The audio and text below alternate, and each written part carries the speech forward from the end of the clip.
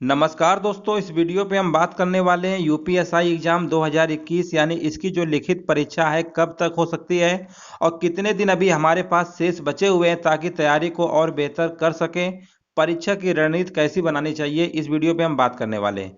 दोस्तों, अभी कुछ ही दिन पहले आपने देखा होगा कि प्रारंभिक अर्हता परीक्षा से रिलेटेड एक अखबार में न्यूज आई थी जिसमें से बताया गया था कि सितंबर में हो सकती है पीटी।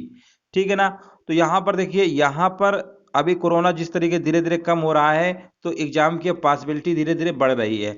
अब अगर हम यूपीएसआई की बात करते हैं कि इसकी परीक्षा कब तक होगी, तो ये मान के चलिए इसकी जो परीक्षा है 15 अगस्त के आसपास फर्स्ट शिफ्ट का या किसी भी शिफ्ट का एग्जाम स्टार्ट कर दिया जाएगा। ठीक है ना।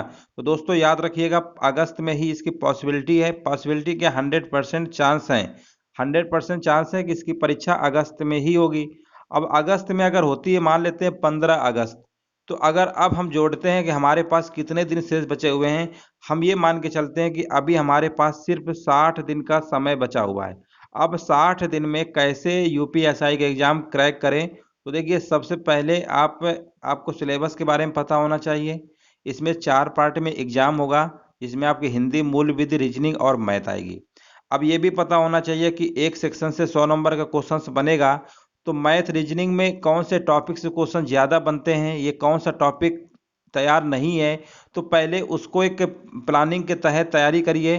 कि जैसे मान लीजिए कि मेंसुरेशन है या प्रॉफिट लॉस है या कोई और चैप्टर है मैथ में, अगर आपका वीक है तो उस पर थोड़ा सा ज़्यादा फोकस करिए और उसको एक रणनीति के तौर पे मतलब घर पे खूब प्रैक्टिस करिए, लगाइए। जब आप मेहनत करेंगे, लगाएंगे, तो आपका सब्जेक्ट स्ट्रांग हो जाएगा। और यहाँ पर अगर रीजनिंग की बात करते हैं तो रीजनिंग में भी आपके काफ़ी सारे चैप्टर्स हैं। जैसे आपके इसमें पजल्स भी आती है और इसमें जो क्वेश्चंस आते हैं कथन निष्कर्ष के भी आते हैं, धारणा पूरा धारणाएं के। तो इनसे रिलेटेड भी देखिए, ब्लड रिलेशन भी आता है। तो जो जो भी रीजनिंग में अगर टॉपिक में दिक्कत हो रहा है, देखिए कोडिंग डिकोडिंग या सीरीज है वो तो हमेशा वैसे ही आता रहता है, तो वो तो सभी आप कर लेंगे। लेकिन जो कठिन चैप्टर्स है रीजनिंग में, उस पर भी फोकस करिए कि कौन चैप्टर से क्वेश्चन ज़्यादा बनते हैं और जो हम नहीं कर पाते हैं। टारगेट आप बनाइए कि मैथ और रीजनिंग में कम से कम आप 75-80 के बीच नंबर लेकर आइए। अगर 80 नंबर मान लेते हैं मैथ में लेकर आते हैं, ये मैथ में लेकर आते हैं, और रीजनिंग में भी अगर आप मान के चलिए 80 नंबर लेके आते हैं 100 में, इतना आप मान के चलिए मोटा मोटा। ठीक है ना। अगर हिंदी की बात करते हैं, हिंदी में भी ऐसे ही मान के चलिए 70-80 के आसपास नंबर।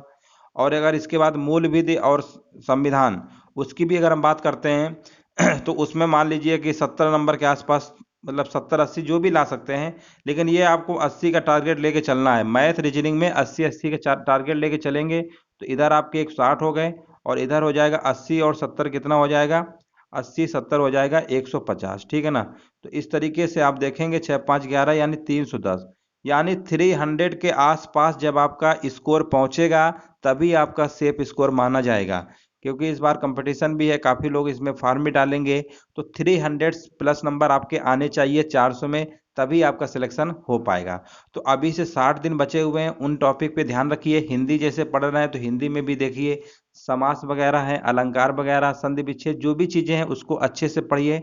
उसका एक नोट्स बनाते रहिए कि कौन सा टॉपिक अभी हमें तैयार करना है। ठीक है ना। जो तैयार है वो तो ठीक है, जो नहीं तैयार है उस पर भी फोकस करिए। और हर सेक्शन पे इसमें पास करना भी होता है। ठीक है ना। और इसी प्रकार आपके मूल विधि हैं, संविधान है, धाराएं वगैरह कितनी है, ये सब चीज़ें पूरा अच्छे से पढ़ डालिए। मैथ रीजनिंग में हमने बताया ना कि मैथ रीजनिंग को भी आपको ये भी कहीं ना कहीं इंपॉर्टेंट रोल निकालेगा, तो इसको भी आप अच्छे से सीरियस होके पढ़िए। और जो भी चीज़ें में डाउट है, दिक्कत है, उस पर ज़्यादा फोकस करिए। इस तरीके से 60 दिन ही आपके पास बचे हुए हैं। 8 से 10 घंटे कम से कम समय घर पे दीजिए और बेहतरीन पढ़िए। तैयारी भी अच्छी रहेगी तो आपका सिलेक्शन दुनिया की कोई ताकत रोक नहीं सकती है।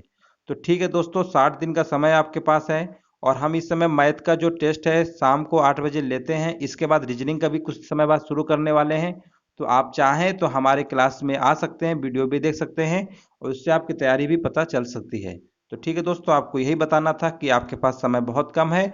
परीक्षा की तैयारी दिन रात एक कर दीजिए और लगन से पढ़िए, मेहनत से पढ़िए, जरूर आप सफल होंगे।